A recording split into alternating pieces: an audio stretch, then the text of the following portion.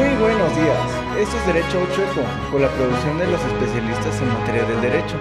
Las voces detrás de los micrófonos son Nancy Huerta, Santos Pineda Ambrosio, Fabiola García Castro, María del Carmen Pérez Maceda, Fernando Naí Pinales Sánchez y su servidor Antonio Román Hernández Pacheco. Hablaremos sobre el concepto de patrimonio, cómo se integra el patrimonio, las cosas, bienes y derechos que podemos considerar como nuestro patrimonio, las características que tienen y cómo clasificar nuestros bienes.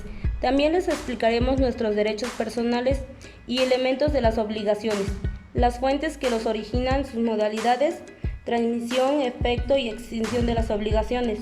Todo esto es información muy relevante que todas las personas deberíamos saber, porque en algún momento de nuestra vida requerimos de esta información conforme a nuestro patrimonio y cómo lo integramos.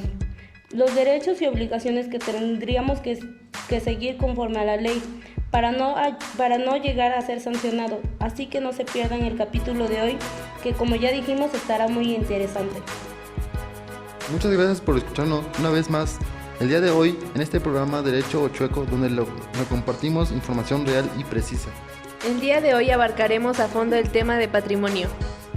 Por supuesto, empezaremos dándoles la definición de patrimonio, que es un tema muy importante en la sociedad y del cual tenemos que estar bien informados. Patrimonio es el conjunto de obligaciones y derechos susceptibles de una valoración pecuniaria. El patrimonio de una persona estará siempre integrado por un conjunto de derechos, bienes, obligaciones y cargas.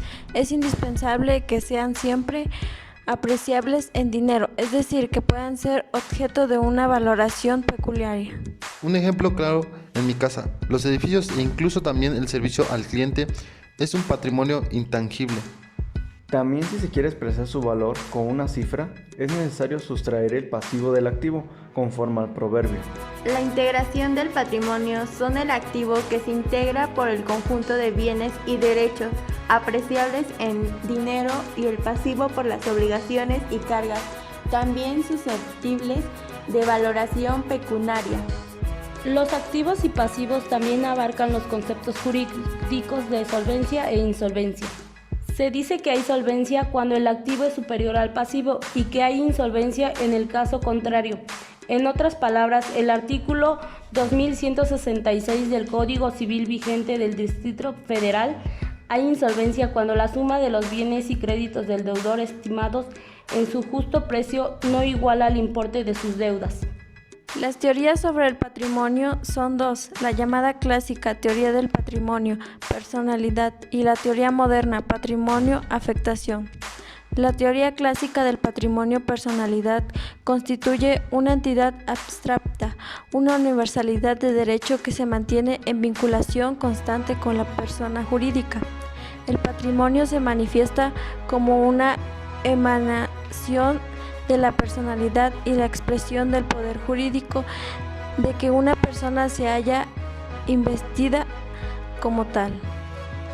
Claro, solo las personas pueden tener un patrimonio, porque solo ellas pueden ser capaces de tener derechos y obligaciones.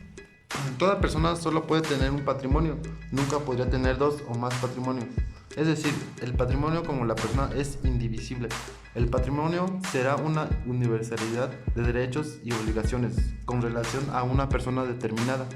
No puede existir una enajenación total del patrimonio durante la existencia de la persona a que corresponda, porque sería tanto como admitir que puede enajenarse a la personalidad.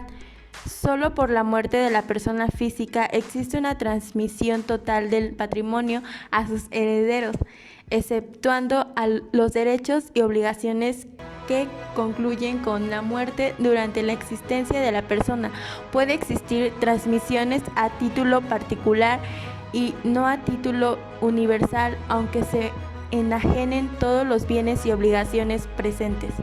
El patrimonio es inalienable durante la vida de su titular. Este es el principio llamado también de la inalienabilidad del patrimonio.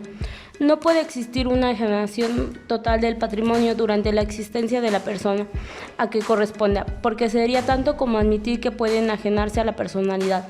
Solo por la muerte de la persona física existe una transmisión del patrimonio a sus herederos, exceptuando los derechos y obligaciones que concluyen con la muerte. Durante la existencia de la persona pueden existir transmisiones a título particular y a no título universal, aunque se enajenen todos los bienes y obligaciones presentes. Doctrina moderna del patrimonio o afectación. Este conjunto de excepciones, tanto con respecto a la indivisibilidad cuanto con relación a la inalienabilidad del patrimonio, ha dado origen a la llamada doctrina moderna sobre el patrimonio. La noción de patrimonio ya no se confunde con la de la personalidad, ni se le atribuyen las mismas características de indivisibilidad e inalienabilidad propias de la persona, sin dejar por ello de existir relación entre estos conceptos, pero no hay de identidad o de proyección del concepto de persona sobre el de patrimonio, de tal manera que éste sea una emanación de aquella. Claro, también el patrimonio de afectación es una universalidad reposando sobre la común destinación de los elementos que la componen, o más exactamente un conjunto de bienes y deudas inseparablemente ligados porque todos ellos se encuentran afectados a un fin económico y en tanto no se hagan una liquidación no aparecerá el valor activo neto.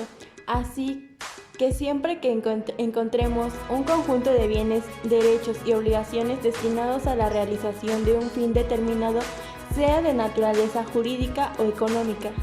De lo anterior se dice que la persona puede tener diversos fines jurídico-económicos por realizar o el derecho puede afectar en un momento dado un conjunto de bienes para proteger ciertos intereses, patrimonio de familia o fondo mercantil, o lograr la continuidad jurídica de la personalidad y del patrimonio. Casos de ausencia y de sucesión hereditaria puede existir o existen en una misma persona. Si el patrimonio adquiere autonomía, no es la realización con la persona, sino en función de un vínculo jurídico económico que el derecho reconoce para afectar el conjunto de bienes a la consecución de este fin. Ahora les hablaremos de las cosas, bienes y derechos, concepto y características. Cosa es todo aquello que no puede considerarse como una persona, será necesariamente una cosa. Bienes, de todas las cosas que existen, hay algunas que pueden ser objeto de apropiación, es decir, que pueden ser propiedad de alguien. Por ejemplo, un mueble pudiendo ser un libro, mercancías u automóvil, o bien un inmueble como un terreno o edificio. Todas aquellas cosas cuya propiedad pueda ser adquirida por alguien, ya sea el poder público o particulares, reciben el nombre de bienes.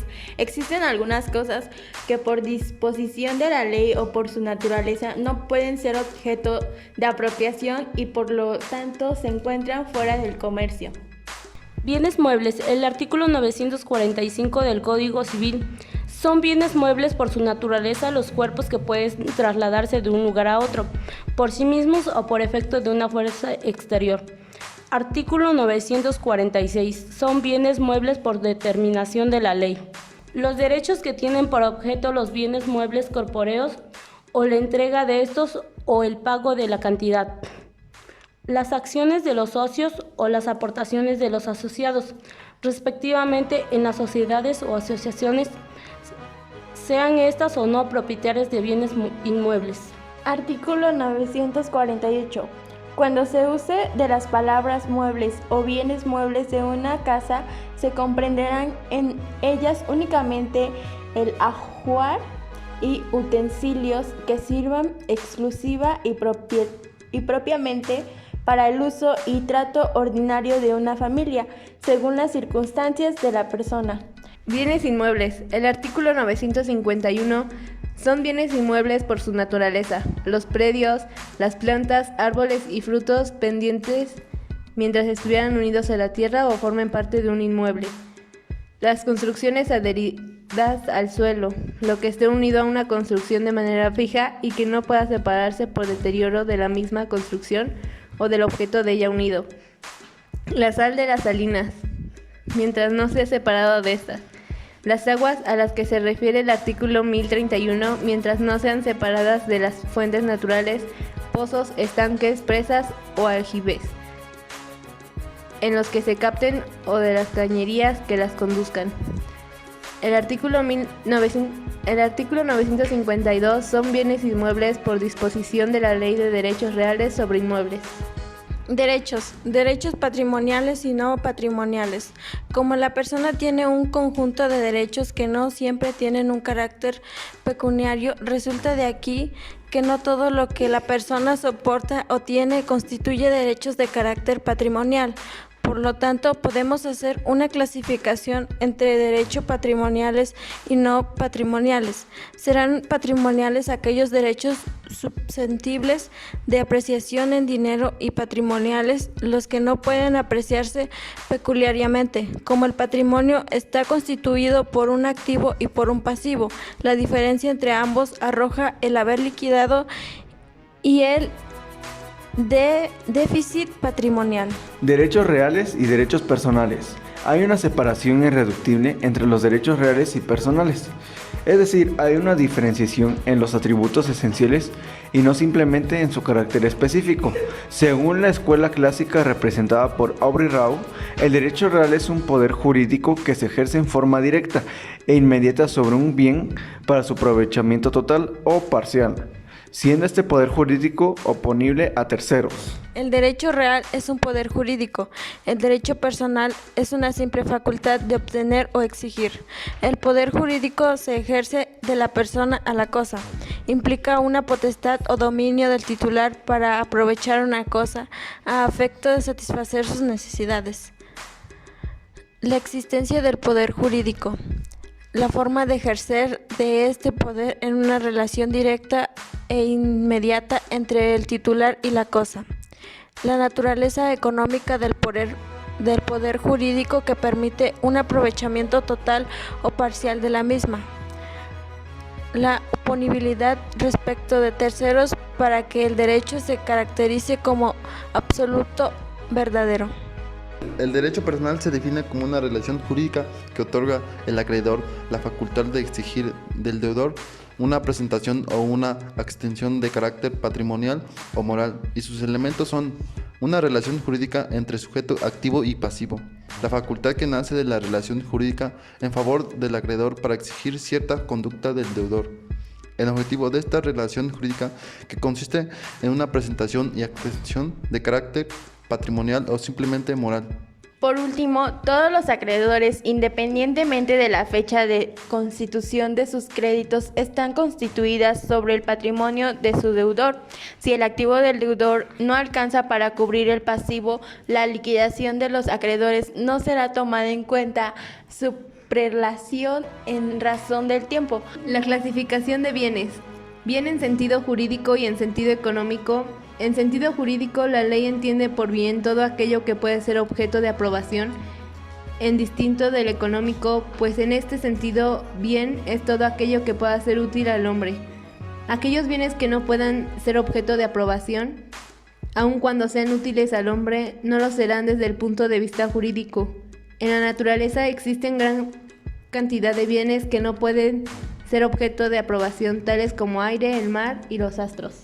Son objeto de aprobación todos los bienes que no están excluidos del comercio, y conforme al artículo 747 del Código Civil, este criterio ha sido adoptado expresamente por nuestra legislación. Según el artículo 748, las cosas pueden estar fuera del comercio por su naturaleza o por disposición de la ley, y de acuerdo con el artículo 749, están fuera del comercio por su naturaleza las que no pueden ser poseídas en algún individuo exclusivamente y por disposición de la ley, y la que ella declara irreductibles a propiedad particular.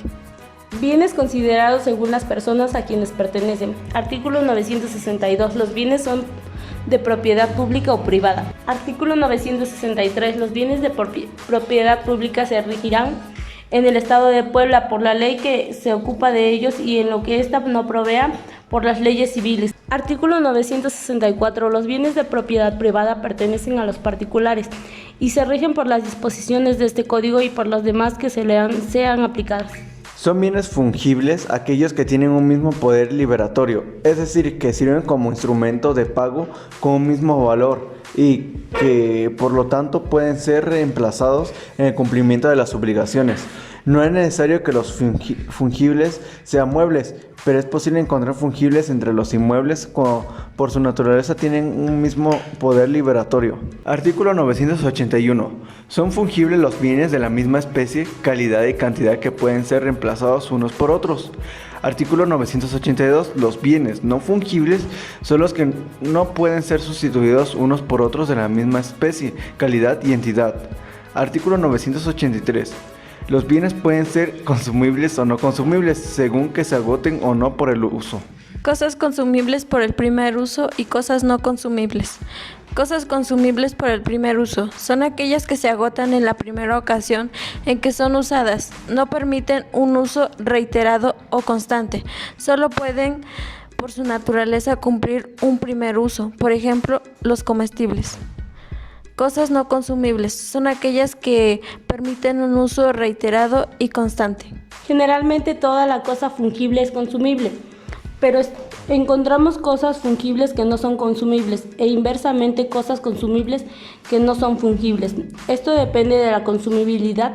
Se establece como una cualidad inherente a la cosa misma y fungibilidad como relación de comparación. Bienes de dueño cierto o conocido. Bienes abandonados o cuyo dueño se ignora y bienes sin dueño. En el código vigente se establecen subdivisiones según que se trate de bienes muebles o inmuebles. Los muebles abandonados o perdidos se llaman mostrencos. Los inmuebles cuyo dueño se ignora se denomina vacantes. Tratándose de inmuebles que no tengan dueño conocido y cierto, como no es posible la aprobación, el artículo 785 y 789 o la ocupación de los mismos, el descubridor debe denunciar al Ministerio Público su existencia, quien ejercitará la acción correspondiente para que sean adjudicados al Fisco Federal cuando estén dentro del Distrito Federal. El descubridor se le otorga una cuarta parte del valor en que se estime dicho inmueble. Se sanciona por el Código la ocupación de los bienes vacantes sin denuncia al Ministerio Público. Es momento de explicarles los derechos personales. Son aquellas que pueden reclamarse de ciertas personas que por un hecho suyo o la sola disposición de la ley han contraído las obligaciones correlativas. Estos derechos están íntimamente relacionados con las obligaciones, ya que ellos otorgan al acreedor el derecho de exigir al deudor el cumplimiento de la obligación. Es aquello que una persona está forzada a hacer. Puede tratarse de una imposición legal o de una exigencia moral. El sujeto activo es el acreedor, la persona en cuyo favor debe realizarse el objeto de la obligación. La obligación marca positivamente en el patrimonio del acreedor. La obligación hace parte activa de su patrimonio. En su balance patrimonial la obligación marca positivamente. El sujeto pasivo es quien soporta la carga de la obligación. Es el deudor, es la persona a quien la obligación le marca negativamente. Es quien debe cumplir o quien puede ser obligado a cumplir con el objeto de la obligación. Existen las obligaciones. Contratos. Convenio es el acuerdo de dos o más personas para crear, transferir, modificar o extinguir obligaciones. Delitos. Consiste en todo hecho voluntario que es contrario a las leyes penales, sancionado y castigo por estas. La ley, la norma jurídica origina ciertos hechos y obligaciones para aquellos que deben respetarla, pero esta fuente de las obligaciones no es de tipo voluntario, como lo son los contratos y delitos. Es obra del poder legislativo y no de aquellas a quienes rige. Yo les hablaré más acerca de las obligaciones, haciendo referencia al libro Compendio de Derecho Civil 2. Nos menciona que los derechos personales tienen por objeto una prestación, es decir, el cumplimiento de una obligación sin la cual no podría existir. Ok, está claro que a lo que se refiere este libro sobre lo que mencionas, pero ¿qué son las obligaciones? Una obligación es aquello que alguien tiene que cumplir por algún motivo. Bueno, unos ejemplos de obligaciones los encontramos en otro libro importante en nuestro estado de Puebla. Me refiero al Código Civil. Establece lo siguiente: Artículo 3025. La propiedad y posesión de los bienes y los derechos y obligaciones del autor de la herencia se transmiten por la muerte de éste a sus herederos, según lo establecido en el presente libro, salvo lo dispuesto en el artículo 375. Artículo 3026. Los herederos pueden disponer del derecho que tengan en la sucesión, pero no uno de los bienes que formen al haber de esta. El artículo 3027. Desde la muerte del autor de la herencia, los bienes que forman esta mejoran, se deterioran y permanecen en beneficio o perjuicio de los herederos. Artículo 3028. El heredero no puede enajenar su parte en la herencia, sino después de la muerte de la persona a quien sucede. Ok, hablamos de los elementos de las obligaciones respecto a los derechos personales. Sí, está bien. Compañero, menciónanos por favor los elementos principales. Los elementos esenciales de las obligaciones son los siguientes. El sujeto. Al sujeto activo, como por lo que atañe al sujeto pasivo, determinado o indeterminado. Además, en dichos derechos existe un objeto indirecto que es el bien o la cosa sobre la cual se ejerce el poder jurídico. Según el artículo 777, los sujetos a tutela, ya sea testamentaria, legítima o dativa, además del tutor, tendrán un curador. Artículo 778. Cuando con el mismo carácter, si no lo tuviera definitivo o si teniéndolo se haya impedido. La prestación. Las obligaciones reales son verdaderas obligaciones en el sentido técnico, jurídico, y toda vez que el sujeto pasivo debe de realizar prestaciones, es decir, actos positivos de conducta, esta circunstancia establece una similitud importante con las obligaciones personales, pues en ambas es obligado. Artículo 3133. El legado puede consistir en la presentación de un bien o en la de un derecho o servicio. Artículo 3137. Si la deuda impuesta al legatario consiste en la prestación de un hecho, el legatario que acepta es legado queda obligado a prestarlo. El vínculo. Los herederos tienen un derecho por sangre y se dijo, desde el derecho germánico, eran instintos por Dios y no por el testador. Es decir, su derecho no depende de la voluntad del testador, sino de su vínculo sanguíneo. Y por consiguiente, el testamento no podrá desconocer su derecho. De aquí que el derecho francés considera que la vocación legítima es aplicable exclusivamente a los herederos, porque en el llamamiento a todos aquellos que tengan un derecho por la sangre para reclamar la herencia. Cuasicontratos. Un cuasicontrato en virtud del cual los vecinos están obligados a usar cada uno de su finca sin dañarse recíprocamente. Sin embargo, reconoce que la obligación pasiva universal no es una característica derivada de la estructura misma de los derechos reales, sino una obligación legal impuesta en virtud de la convivencia humana. Ahora hablemos más acerca de las fuentes de las obligaciones. Compañero, platícanos acerca de las fuentes de las obligaciones. Las fuentes de obligaciones reales y personales, es decir, formas constitutivas de las mismas, son las siguientes: contrato, declaración unilateral de voluntad, enriquecimiento ilegítimo, gestión de negocios, hechos ilícitos, responsabilidad objetiva y riesgo profesional. Con base al Código Civil del Estado de Puebla, dice que el artículo 1433 son los hechos y actos jurídicos que como consecuencias de derecho producen obligaciones, son fuentes de estas. Contrato. El contrato se trata de una transmisión a titular particular, pues no se puede en nuestro derecho enajenar por contrato un patrimonio. Declaración unilateralidad de voluntad. Por una declaración unilateralidad de voluntad también se puede constituir o transmitir el usufructo, ya sea el artículo 981 se refiere en general a la voluntad del hombre. Interesante información, compañeros. Público que nos sintoniza, les comunicamos toda esta información del patrimonio para brindarles información útil, clara, transparente y precisa. Son mencionados con la intención de que estén documentados y enterados para poder enfrentar estos problemas que tarde o temprano se les presentarán en sus vidas cotidianas. Dicho a esto, compañera, menciónanos acerca de los de las modalidades de las obligaciones. Cada una de estas modalidades serán analizadas por separado. De acuerdo con los artículos 1344 a 1360, el testador es libre para imponer condiciones al disponer de sus bienes y por lo tanto para subordinar las instituciones de herederos o legatarios a condiciones suspensivas o resultativas.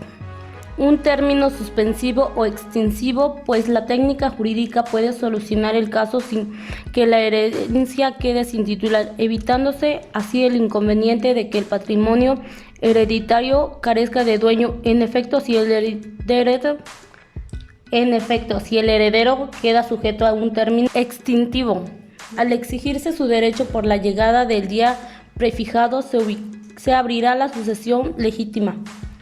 Artículo 674. Las reglas, limitaciones y condiciones puestas por el testador para la administración de la tutela que sean perjudiciales al incapaz sujeto a ella serán modificadas o dispersas por el juez en beneficio de dicho incapaz. Artículo 1547. La condición es suspensiva cuando el nacimiento o el cumplimiento de la obligación depende de la condición misma, según la voluntad de las partes. Artículo 1562. La condición resolutoria, salvo disposición expresa de la ley, va implícita en los contratos bilaterales para el caso de que uno de los contrastantes no cumpliere con su obligación. ¿Alguien podría mencionarme qué efecto tienen las obligaciones? Claro, compañera, en base al Código Civil del Estado de Puebla menciona lo siguiente. Artículo 1930. El cumplimiento voluntario de las obligaciones derivadas del acto jurídico nulo por falta de forma, en cualquier tiempo que se haga, extingue la acción de nulidad, salvo a que lo disponga la ley. Artículo 1933. El cumplimiento voluntario por medio del pago, novación o de cualquier otra manera se entiende por confirmación táctica y extingue la acción de nulidad. El cumplimiento forzado. Artículo 1666. La contravención de una obligación de no hacer da derecho al acreedor para exigir el pago de los daños y perjuicios causados por el incumplimiento del deudor y que se hubiere obra material que destruya esta a costa del deudor. Carmen, menciónanos acerca de la extinción de las obligaciones.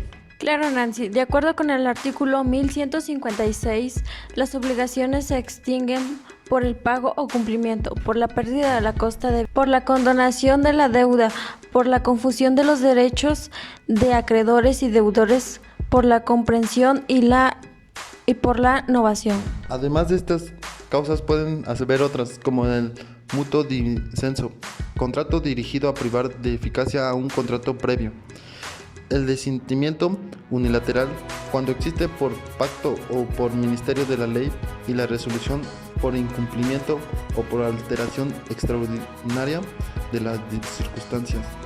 Gracias por aportar estas ideas, compañeros. Estoy de acuerdo contigo. El haber tocado este tema el día de hoy fue súper importante para que todos hagamos conciencia de lo que nos pertenece y de lo que no. Además de que nos proporciona seguridad, confianza, así como también una buena calidad de vida para evitar la posesión de otras cosas ajenas a menos que sea mediante un contrato. Pueden sintonizarnos porque en el siguiente capítulo se hablará de otro tema realmente muy importante en estos días. Claro que sí. En conclusión, hemos llegado a que el patrimonio de cada persona es diferente. En mi caso me sirvió de mucho. ¿Saben por qué? Me he dado cuenta que hay diferentes tipos de patrimonio. Algo interesante, porque en lo personal, en mi familia hemos tenido algunos ciertos problemas con eso, en la cual, como saben, cuando alguien nos da algún bien y no se deja en claro, suelen salir muchos problemas al no tener algo bien que diga que es nuestro. Por otra parte, ahora sé que tenemos que tener escrito un documento que nos permita presentar y podamos decir que es nuestro. ¿Qué opinas al respecto, amiga Nancy? Estoy de acuerdo contigo.